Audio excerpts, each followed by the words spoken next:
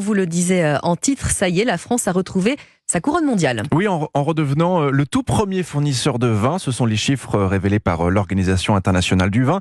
Mais ce retour en tête du classement est surtout la conséquence, Aurélien Fleureau, d'une baisse des productions partout ailleurs dans le monde, et notamment en Italie et en Espagne. Oui, la France s'en sort mieux que ses voisins avec une hausse de 4% de la production l'an dernier, mais elle est évidemment, elle aussi, régulièrement touchée par de multiples intempéries, comme le rappelle Jean-Marie Fabre, le président des vignerons indépendants, qui demande la mise en place d'un plan Marshall pour leur permettre de mieux anticiper. Et il faut mettre en œuvre tous les outils de protection contre le gel, contre la grêle, contre la tempête, contre la sécheresse, afin de ne plus avoir ces impacts massifs, mais un impact minimisé par les outils de prévention. Et moi, j'encourage et j'appelle le gouvernement français à ne plus intervenir a posteriori après les aléas pour essayer de compenser ou de tenir à flot les entreprises qui ont été percutées, mais au contraire de donner une perspective et de changer le paradigme de soutien et d'accompagnement en nous permettant de nous prémunir. Et donc, il faut accompagner dans ces transitions et dans ces protections un secteur qui reste stratégique pour notre pays. Et c'est un enjeu économique majeur, puisque le secteur des vins et spiritueux français,